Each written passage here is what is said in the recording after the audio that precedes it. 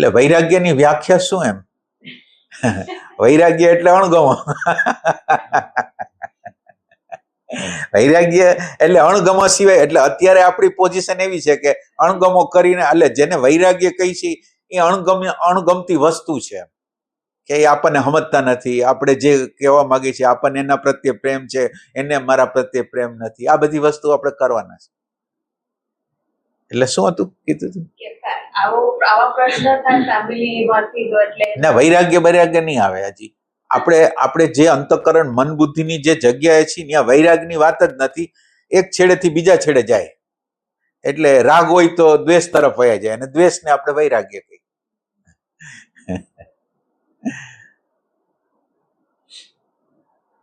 આમ તો વૈરાગ એટલે તો સૌથી મોટામાં મોટો રાગ છે એ જ કહેવાય ને, કે આ તો બધું તુચ્છ લાગતું હોય એને જ વૈરાગ કહી શકાય. રાગ દેશમાંથી મુક્તિ એટલે રાગ દેશમાંથી મુક્તિ થઈ ગયા કે ભાઈ આમાં તો કઈ છે ને, આમાં ખોટો ફસાણો છે. ત્યાંથી મોટા મોટું કઈ મળી જતું હોય ના. એટલે મોહ છે એ ભયો જાય. આપણો અંદરનો મોહ હોય ને, મારાપણાનો મોહ, હુંપણાનો, મારાપણાનો મોહ હોય એ વયો જાય. આપણે બધું ઇન્વેસ્ટમેન્ટ આપણા મારા કહીને બધું ઇન્વેસ્ટમેન્ટ એમાં જ કર્યું હોય. એટલે મારા દગો કરે તો અહીંયા એટલું બધું દુઃખ થાય, એટલું બધું દુઃખ કે મહિના અને વર્ષો લગીને આને ભૂલાય નહીં એવું દર્દ થાય આ મારાપણાને લીધે.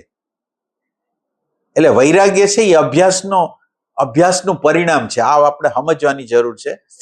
વૈરાગ્ય છે એ ડાયરેક્ટ ના આવે, અભ્યાસ વગર વૈરાગ્ય ના આવે. અભ્યાસને સજાતીય વૃત્તિ કહેવાય. એટલે આપણે હોવાપણામાં, પ્રેઝન્ટ મોમેન્ટમાં જેટલા અંશમાં આ સજાતીય વૃત્તિઓ છે. આપણું વાસ્તવિક સ્વરૂપ છે એ હોવું છે, અને પ્રેઝન્ટ મોમેન્ટ છે એ હોવું છે. એટલે આ વસ્તુમાં આપણે વારે વારે આવતા જાય અને આમાં ડીપ જતા જાય ને, એટલે આ અભ્યાસ દ્વારા આપોઆપ વૈરાગ આવશે, જોવાની ક્ષમતા પ્રાપ્ત થશે. એટલે વૈરાગ એટલે જેનું મૂલ્ય નથી એને મૂલ્ય વગરનું કરી દેવું. એટલે આપણું શું કામ એને કહી છે? આખું વિશ્વ આપણું છે, વિશ્વ આપણું છે.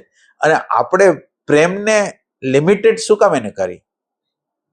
મારા સગાવાલા પ્રત્યે જ વધારે પ્રેમ, મારા નજીકના લોકો પ્રત્યે જ પ્રેમ, ને બીજા લોકો પ્રત્યે પ્રેમ શું કામ એને નહીં? ના, આપણે પ્રશ્ન કરી શું કામ એને નહીં? ખાલી તમે દિવાલ બનાવો છો એટલા માટે. તમે એમ દિવાલ ન બનાવો કે આ મારા નથી એમ દિવાલ ન બનાવો, તો તમે જે લોકો તમારી આગળ આવે છે તમે રિસ્પેક્ટ કરી શકો, કેર કરી શકો, આદર કરી શકો, એના માટે કંઈક તમે હેલ્પ કરી શકો. તો આ પ્રેમની દિવાલો એવી બનાવી છે કે આટલા જ મારા ને આટલા મારા નહીં. આ દિવાલ છે, આપણી અંદર પ્રેમનું તત્વ તો છે, પણ આ જે દિવાલો છે એ આપણને પ્રેમ કરવા દેતો નથી. તો આ તો પારકો માણસ છે ભાઈ. પારકો માણસ ભલે રહ્યો, અત્યારે આપણી આગળ જે લોકોને આપણા પ્રારબ્ધ અનુસાર જે લોકો આપણી આગળ આવશે એને તમે પ્રેમ બતાવી શકો, હેલ્પ કરી શકો, રિસ્પેક્ટ કરી શકો, ગમે કરી શકો, એટલે પ્રેમ આપી શકો એમ છે.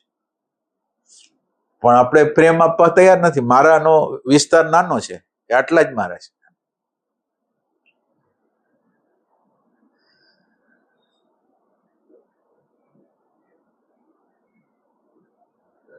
એટલે અભ્યાસનું પરિણામ વૈરાગ્ય છે. એટલે હોવાપણામાં જેટલા, દ્રષ્ટાપણામાં, અવેરનેસમાં જેટલા પ્રમાણમાં રહેતા જશો એટલા પ્રમાણમાં રાઈટ વેલ્યુએશન થશે.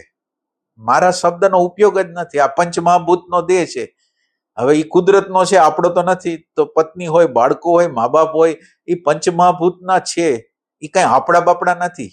આપણે એમ કે આ મારી જમીન છે, આ મારું મકાન છે. આ મકાન કોઈનું થયું નહોતું. અહીંયા 50 વર્ષ પહેલા બીજો કોક હતો, 50 વર્ષ પછી કોક ત્રીજો કોક હશે.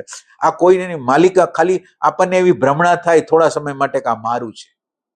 આપણું કઈ હોય નહીં. માન્યતા ખાલી બિલીફ સિસ્ટમ સિવાય કાંઈ નહીં.